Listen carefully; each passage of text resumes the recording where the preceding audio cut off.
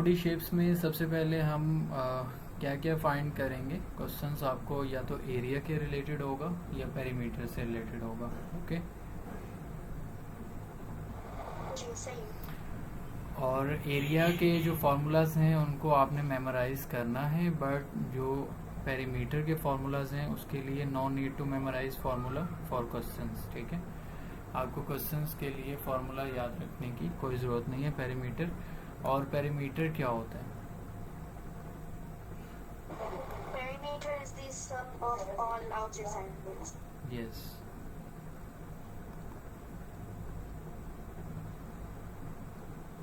sum of all outer sides। Okay, इसकी एक example देखते हैं। फॉर एग्जांपल आपके पास एक शेप है और उसमें स्क्वायर और रेक्टेंगल, ये स्क्वायर है नीचे और रेक्टेंगल ट्रायंगल सॉरी ट्रायंगल और स्क्वायर दोनों को कंबाइन किया गया। और अब इसका फॉर एग्जांपल हमने पेरीमीटर अगर फाइंड करना हो तो पेरीमीटर क्या होगा इस शेप का?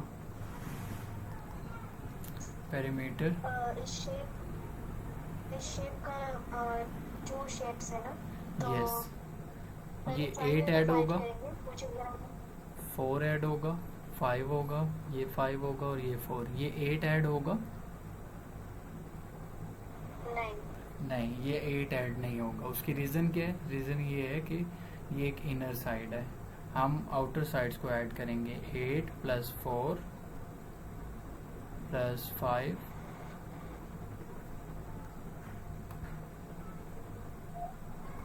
Plus 5 +5 plus 4।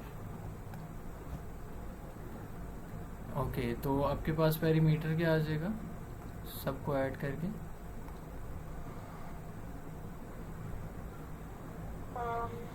8 प्लस 4 12, 5 17 22 और 26 आ जाएगा।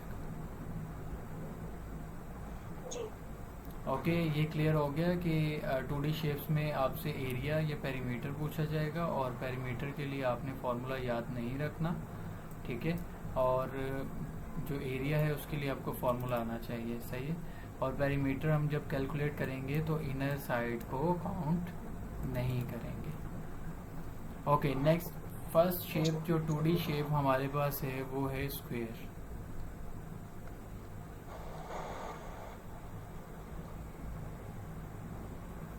स्क्वायर के अंदर आपका फॉर एग्जांपल इस स्क्वायर की ये लेंथ L है और ये लेंथ क्या होगी फिर, और ये लेंथ क्या होगी, और ये लेंथ क्या होगी? एक मिनट, यस, ये सारी सेम होंगी। ये लेंथ भी L होगी, ये भी L होगी। फॉर एग्जांपल अगर आपके पास एक स्क्वायर है ना, उसमें आपको ये 3 सेंटीमीटर बताया हुआ है तो बाकी सब भी इक्वल होती हैं। ये भी 3 होगा, ये भी 3 होगा, ये भी 3 होगा।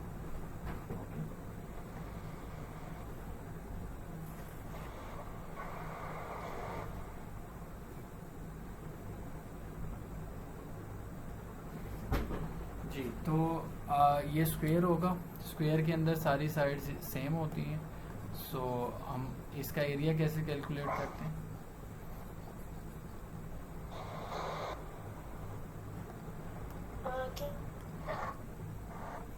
एरिया कैलकुलेट करने के लिए हम लेंथ मल्टीप्लाई लेंथ करते हैं।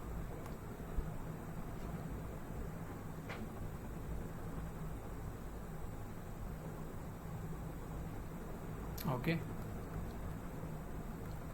स्क्वायर ये ना, यस, एल स्क्वायर भी कह सकते हैं और एल मल्टीप्लाई एल भी कह सकते हैं। और इसका पेरीमीटर कैलकुलेट करने के लिए क्या करना होगा? आपको सारी आउटर साइड्स को ऐड कर लेना होगा। ठीक है,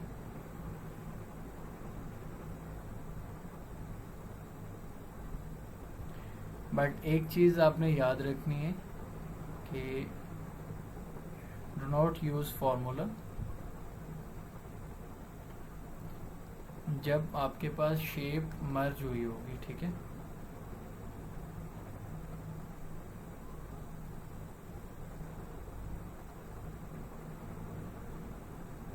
when another shape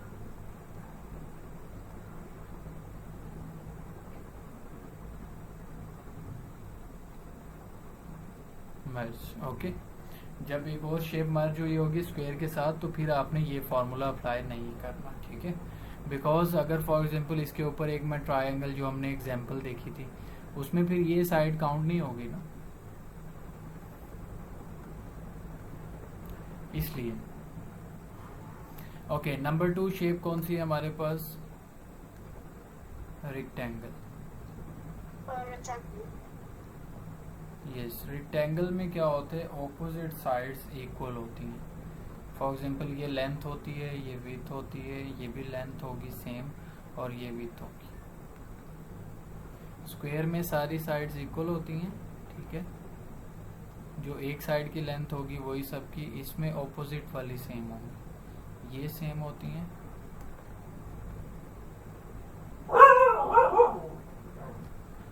okay, second shape में हम डिस्कस कर रहे हैं रेक्टेंगल को, और रेक्टेंगल में ऑपोजिट साइड्स इक्वल होती हैं, ये विड्थ वाली साइड इसके इक्वल होगी, ठीक है।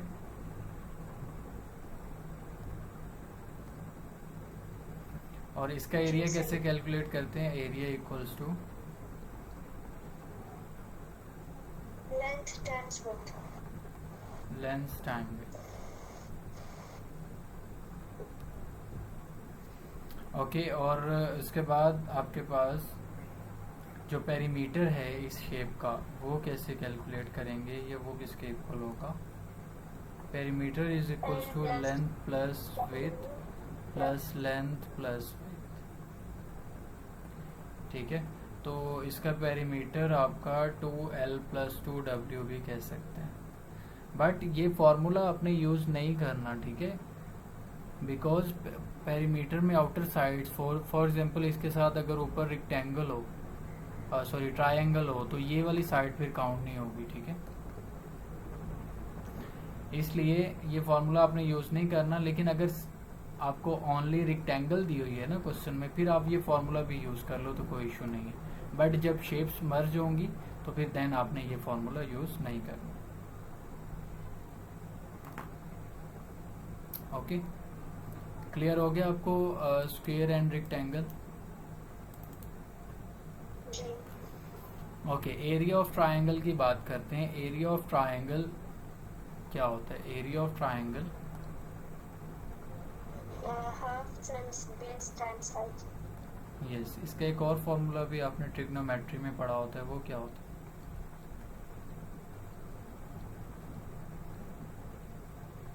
One over two base time height. Trigonometry का जो फॉर्मूला याद है आपको? 1/2 AB sin C।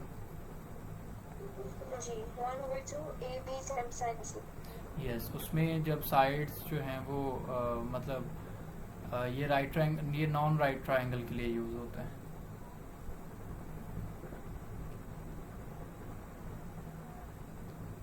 और इसमें क्या होगा, बेस और हाइट के बिटवीन हमेशा एंगल जो है वो 90 डिग्री आना चाहिए।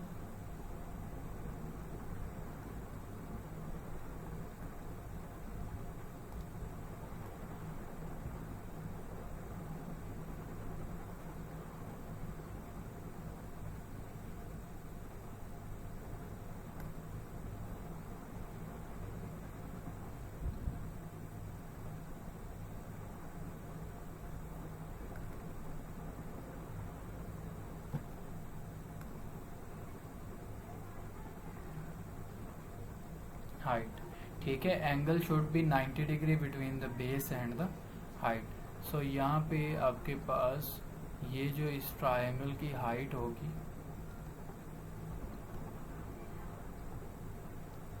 और ये उसकी बेस होगी।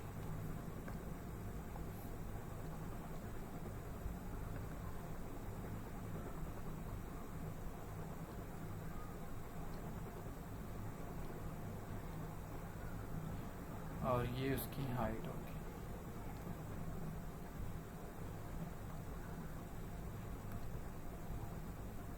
बेस और हाइट के बिटवीन एंगल कितना होगा?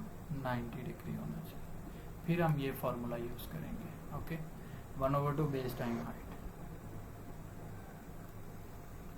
ओके, फॉर एग्जांपल ये हमारे पास शेप है, इसका मुझे एरिया कैलकुलेट करना है, तो हम कैसे फाइंड कर सकते हैं?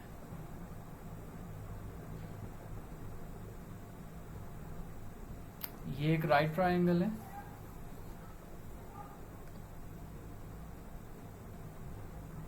हेलो हेलो नहीं, हेलो। Non right angle. नहीं, ये राइट ट्रायंगल है ना, वो तो इसमें लाइन स्केच की हुई है, बट ये कंप्लीट एक राइट ट्रायंगल है।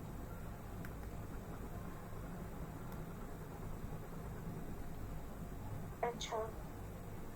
यस, तो इसमें आपने एरिया कैसे फाइंड करना होगा ये ज़रा गौर से सुन लेना। हम यही जो राइट ट्रायंगल का फॉर्मूला है वही यूज़ करेंगे।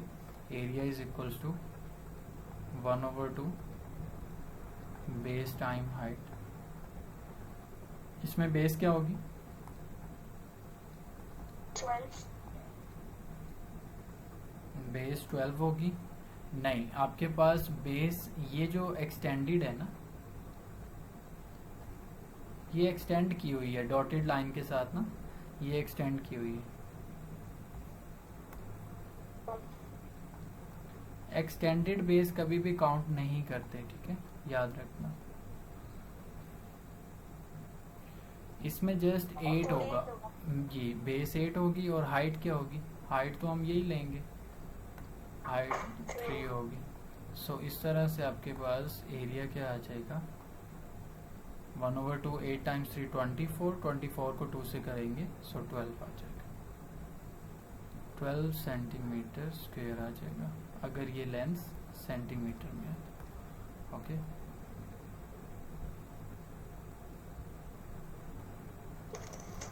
जी क्लियर हो गया एरिया कैसे फाइंड करना है इस टाइप की शेप के लिए?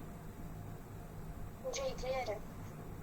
Okay, if no pair of correct base and height is given, जब आपको करेक्ट बेस और हाइट मतलब गिवन नहीं होती, सो उसके लिए क्या होता है कि आपको दूसरा फॉर्मूला जो ट्रिग्नोमेट्री में आपने यूज किया होता है ना, वो यूज करते हैं। Area is equals to 1/2 A B sine C D. इसमें एक्चुअली क्या होते हैं, ये ए बी साइन सी क्या है एक्चुअली, ये हम डिस्कस कर लेते हैं।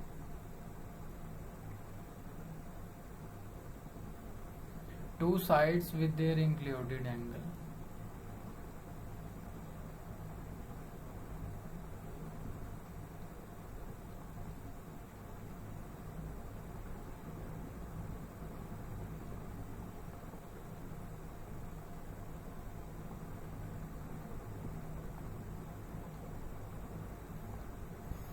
ठीक है, मतलब two sides with their included angle का मतलब ये होता है कि फॉर एग्जांपल ये एंगल है, ये साइड है ना एक मेरे पास और एक ये साइड है, मतलब ये ट्रायंगल है, ये एक ट्रायंगल है।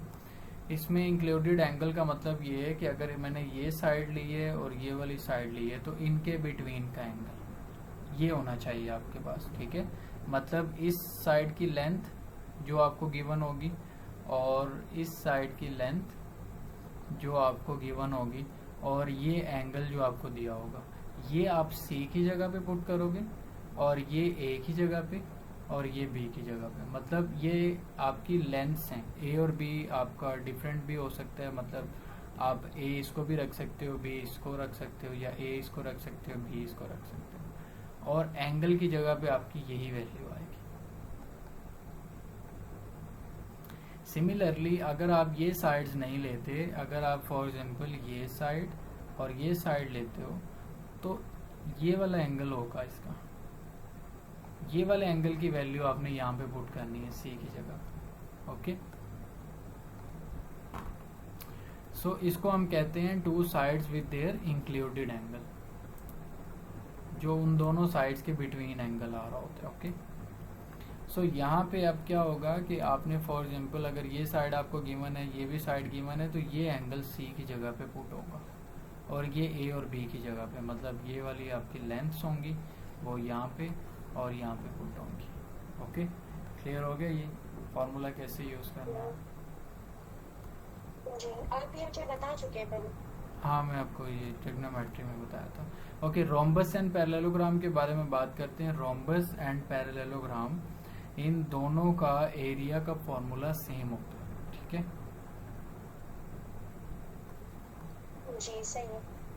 एरिया का फॉर्मूला आता है आपको इसका? इसका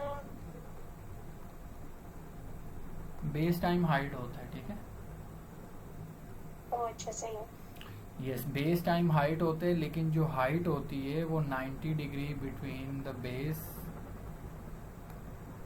ये सॉरी पैरेलल लाइंस, हाइट जो है वो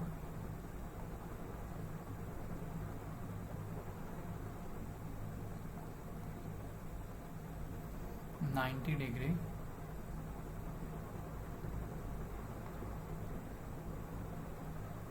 बिटवीन पैरेलल साइड्स, ठीक है? मतलब इसकी एक ये अगर फॉर एग्जांपल इसकी हाइट में ड्रॉ करता हूँ यहाँ पे,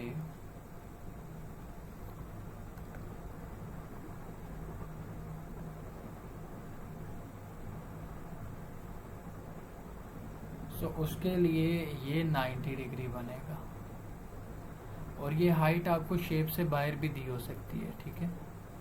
ये हाइट आपको यहाँ पे भी दी हो सकती है। और बेस कहाँ पे होगी? बेस दो पैरेलल साइड्स के बिटवीन सॉरी दो पैरेलल साइड्स में से कोई सी एक होगी। बेस आप इसको भी ले सकते हो, या 90 डिग्री जहाँ पे बन रहा है उसको भी बेस ले सकते हैं,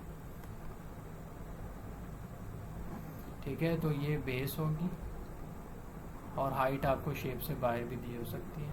इसी तरह से सिमिलरली पैरेललोग्राम के अंदर भी आपको हाइट दी हो सकती है, ठीक है? और ये 90 डिग्री, या आपको शेप से बाहर भी हाइट दी हो सकती है। और इसमें भी बेस जहाँ पे 90 डिग्री आके बनेगा वहाँ पे आपकी बेस होगी, या आप बेस ऊपर वाली साइड को भी रख सकते हैं, ठीक है? सिंपल फॉर्मूला क्या है? बेस को हाइट से मल्टीप्लाई करना है, आपका रोम्बस और पैरेललोग्राम का एरिया आ जाएगा। ओके जी सही है। रोम्बस एंड पैरेललोग्राम का फॉर्मूला सेम है एरिया के लिए, और आपने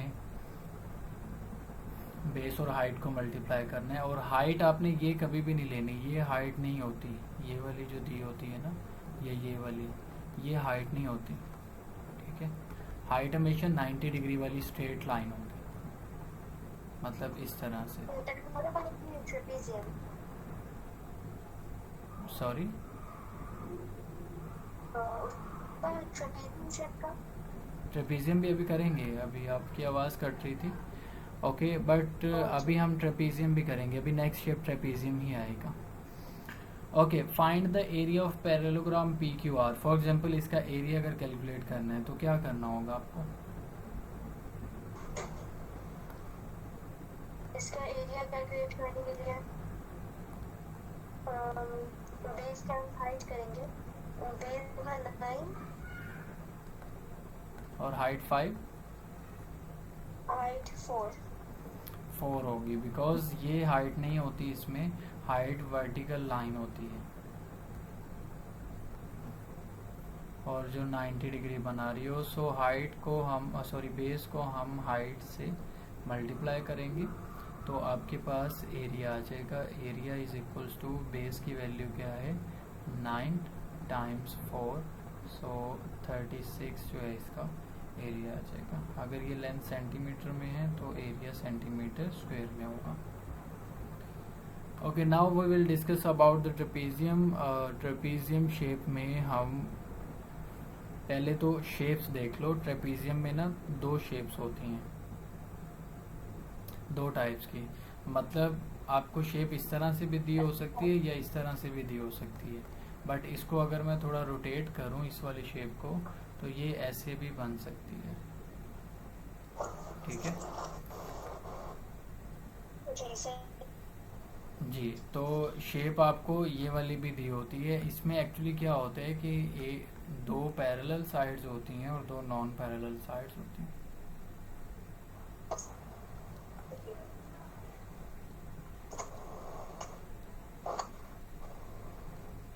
Two parallel sides two non parallel sides.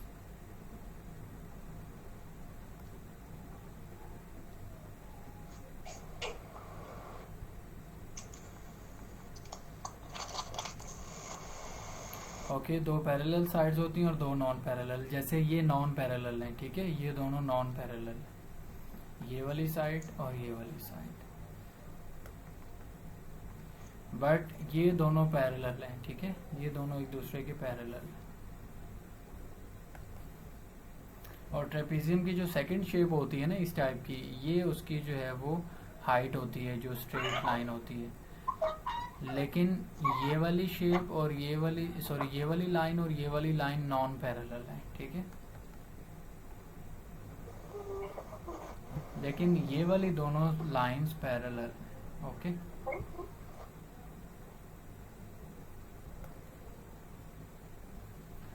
और दो पैरेलल साइड्स के बिटवीन हाइट होती है हमेशा, याद रखना। दो पैरेलल, जो पैरेलल साइड्स होंगी उनके बिटवीन हाइट होगी।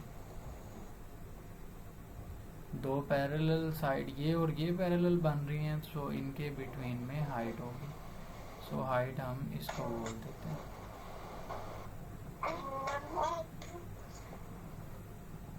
जी, समझ आ गया? समझ आ गई। ओके, अब हम आते हैं कि इसका एरिया का फॉर्मूला क्या होता है। So area of trapezium A plus B times H over 2। जी, 1/2 A plus B times height. ये A प्लस बी क्या है सर? ये एक्चुअली पैरेलल साइड्स को ऐड करना होता है, ठीक है। जैसे इसमें ये वाली लाइन और ये वाली लाइन पैरेलल है, यहाँ पे जो वैल्यू दी होगी, फॉर एग्जांपल अगर 10 दी हुई है, यहाँ पे वैल्यू दी हुई है 30, सो इन दोनों को आपने यहाँ पे ऐड करना होगा और मल्टीप्लाई हाइट के साथ। ओके, पैरेलल साइड्स को ऐड करना होगा। ये साइड्स होंगी आपकी पैरेलल साइड्स होंगी।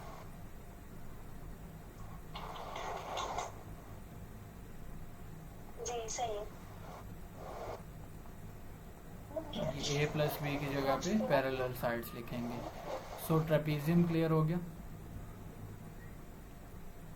जी है। ओके, नेक्स्ट हम चलते हैं, एक एग्जांपल करते हैं, उसके बाद नेक्स्ट शेप पे मूव करेंगे। फर्स्ट ऑफ ऑल इसमें ट्रेपेजियम में आपके पास एरिया और पेरीमीटर आपने बताना है, इसमें सॉरी एरिया बताना है। इसमें एरिया के लिए होगा A प्लस बी, तो वो होगा 6 प्लस 2। 6 प्लस 12। यस, ये 1/2 ए की वैल्यू, ये दोनों पैरेलल साइड्स है ना, ये वाली और ये वाली। सो देन आप इन दोनों को प्लस कर सकते हो, तो ये 6 प्लस 12 आ जाएगा। और टाइम्स हाइट, हाइट कहाँ पे होती है? दो पैरेलल साइड्स के बिटवीन हाइट होती है, ये वाली हाइट होगी। सो 5 इसकी हाइट है। सो एरिया कैलकुलेट करने के लिए 1/2 ये हो जाएगा 18 मल्टीप्लाइड बाय 5। 18 मल्टीप्लाइड बाय 5 90 होता है, 2 से डिवाइड करेंगे, सो 45 सेंटीमीटर स्क्वायर आपके पास एरिया हो जाएगा। ओके, इस तरह से हम पैरेलल साइड्स को यहाँ पे ऐड करते हैं और हाइट से मल्टीप्लाई करते हैं और हम एरिया ऑफ ट्रेपेजियम फाइंड कर लेते हैं।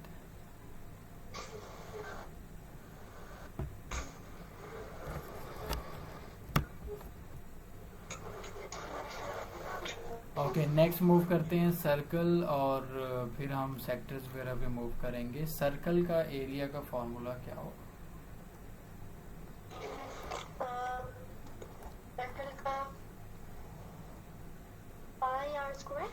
Yes, pi r square. और सरकमफेरेंस क्या होता है?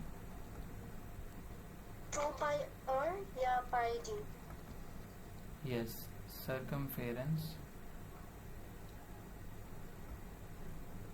सरकमफेरेंस कहते हैं बाउंड्री को, सो ये 2 पाई आर होता है। मतलब अगर आपके पास सर्कल का सिंपल रेडियस है ना, रेडियस कौन सी वैल्यू होती है जो सेंटर से आपके बाउंड्री के किसी भी एक पॉइंट को कनेक्ट कर दिया जाए सेंटर के साथ, सो वो रेडियस बन जाता है। ये रेडियस कहीं भी हो सकता है, यहाँ पे भी हो सकता है, यहाँ भी हो सकता है, यहाँ पे भी, यहाँ पे। ओके, सो अगर आपके पास सिंपल रेडियस की वैल्यू है ना, फॉर एग्जांपल मैं आपको यहाँ पे कहता हूँ कि इस सर्कल का जो रेडियस है वो 15 है, 15 सेंटीमीटर है। आप एरिया भी फाइंड कर सकते हो, पेरीमीटर सर्कमफेरेंस, ये इसको पेरीमीटर भी हम कह सकते हैं, बिकॉज आप एरिया की जगह पे एरिया फाइंड करते हुए रेडियस की वैल्यू यहाँ पे पुट कर दो, और पाई की वैल्यू आपको पता है 3.14 होती है। सो इसलिए ओके, तो सर्कल में आपके पास, ओके मरियम आवाज आ रही है? जी आवाज आ रही है। ओके, सर्कल के लिए आपने एरिया अगर आपको जस्ट गिवन है तो आप एरिया भी निकाल, रेडियस अगर गिवन है तो आप एरिया भी निकाल सकते हैं और सर्कमफेरेंस भी निकाल सकते हैं। और सर्कमफेरेंस क्या होता है? ये जो बाउंड्री होती है ना सर्कल की, इसको सर्कमफेरेंस कहते हैं। सही है।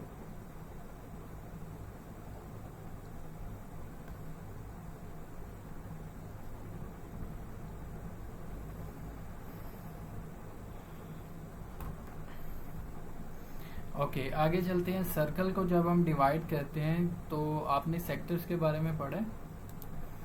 ओके, सेक्टर्स के बारे में हम पढ़ लेते हैं।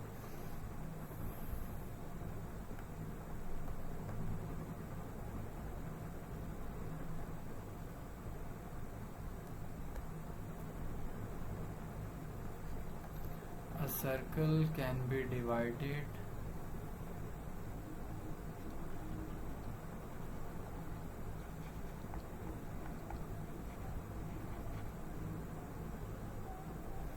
into two ways.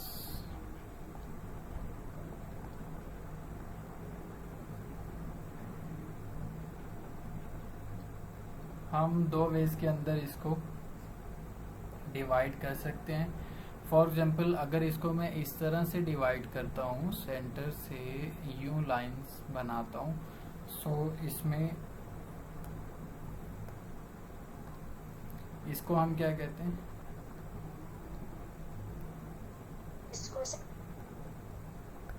इसको हम बिगर सेक्टर कहते हैं।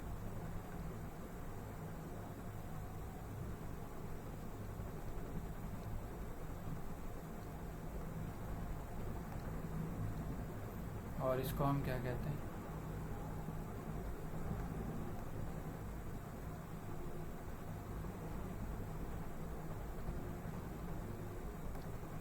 Smaller sector. ठीक है,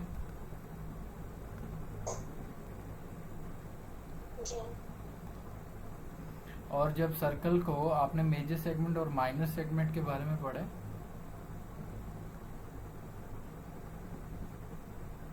मेजर सेगमेंट और नहीं? Major segment and minor segment.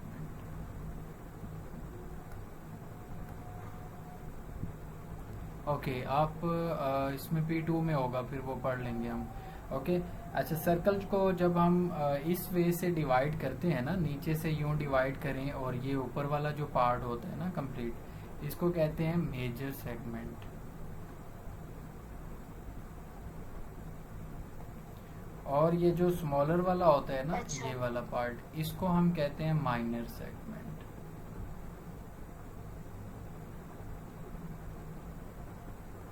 और ये सिर्फ इतना पार्ट होगा, ये सिर्फ इतना पार्ट होगा। ठीक है, माइनर सेगमेंट की शेप आपको इस तरह से दी होगी, सिर्फ इतनी से। ठीक है, सो आपको ये समझ आ गया कि सर्कल को हम सेक्टर्स में भी डिवाइड करते हैं और सेगमेंट में भी, मेजर सेगमेंट और माइनर सेगमेंट कहते हैं, और इसमें बिगर सेक्टर और स्मॉलर सेक्टर्स में भी डिवाइड कर सकते हैं। ओके, समझ आ गई। ओके, अब हम बात करते हैं पहले सेक्टर्स के बारे में।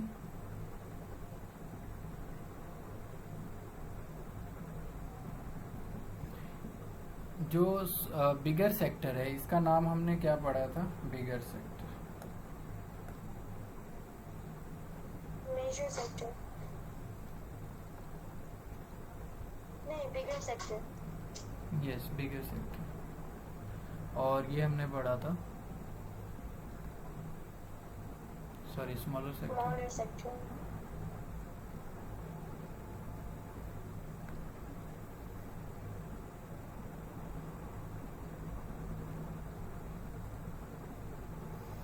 ओके, इसमें सबसे पहले तो ये वाली जो लेंथ है ये रेडियस होता है।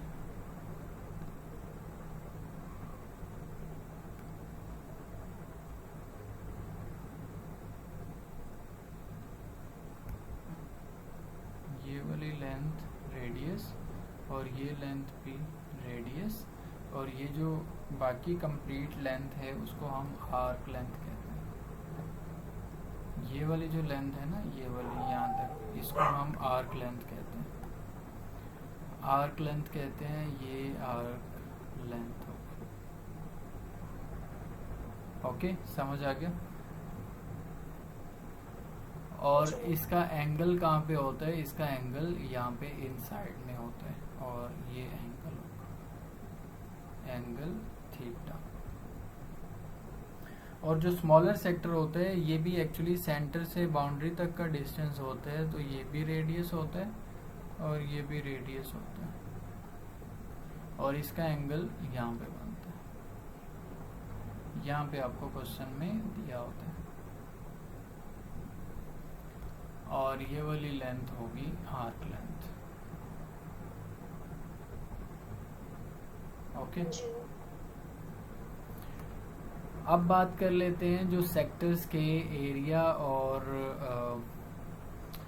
आर्क लेंथ है उसका फॉर्मूला क्या होगा। अच्छा, दोनों सेक्टर्स के लिए ना फॉर्मूला सेम है, एरिया और आर्क लेंथ का। एरिया का फॉर्मूला क्या होगा? 2 pi r times theta over 360 degree multiplied by pi r square.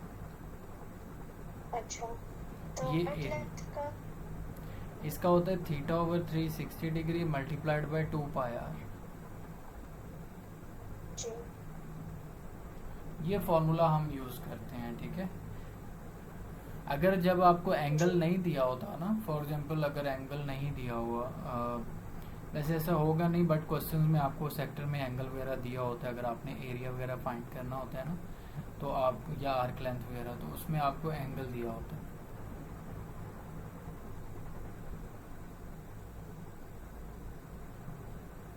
Ji, okay, अच्छा, सेक्टर्स तक हमने डिस्कस कर लिया। ये एक यहाँ पे क्वेश्चन है जिसमें सबसे पहले मुझे आप जल्दी से बता दो कि एरिया क्या होगा।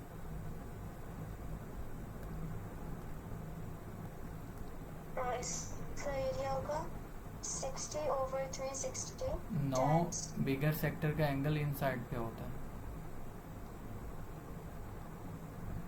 सो कंप्लीट एंगल 360 में से 60 माइनस किया, अच्छा, सो ये 300 over 360 multiplied by 360 times pi r square, ठीक है 6.5। जी। तो इसको सॉल्व करके आपके पास आंसर आएगा 167.5। ओके, आर्क लेंथ के लिए फॉर्मूला क्या पढ़ा था हमने? Theta over 360, so arc length के लिए भी यही एंगल होगा, yes, times 2 pi r, times 2 pi और आर की वैल्यू 8। सो इसको सॉल्व करने से आपके पास आंसर आएगा 41.8। ओके जी, तो उसके अब पेरीमीटर जी, इसका पेरीमीटर कैसे फाइंड करेंगे? इसका पेरीमीटर फाइंड करने के लिए आउटर साइड्स को ऐड करना है ना, तो ये भी आउटर है, ये भी आउटर है और ये भी आउटर है आर्क लेंथ। सो पेरीमीटर के लिए 8 होगा, ये लेंथ अगर 8 होगी ना तो ये 8 होती है, अगर नहीं भी दी होगी क्वेश्चन में तो आपने ये 8 लिखना है। सो पेरीमीटर क्या होगा? 8, यस, रेडियस है, 8 प्लस 8 प्लस आर्क लेंथ क्या आई थी आपकी? 41.8। सो इन सबको ऐड करने से पेरीमीटर आपके पास 57.8 आ जाएगा 8. जी। तो ये पेरीमीटर होगा। ओके, यहाँ सर तक अभी रखते हैं। मैं क्लास हाँ, अभी क्लास एंड कर रहे हैं। हैं. हाँ ओके, अब यहाँ तक हमारी अब क्लास एंड है। आगे हम इंशाल्लाह नेक्स्ट क्लास में देखते हैं। और सेक्टर्स तक हमने पढ़ लिए। इसमें इसके बाद जस्ट वो मेजर सेगमेंट और माइनर सेगमेंट रह जाते हैं।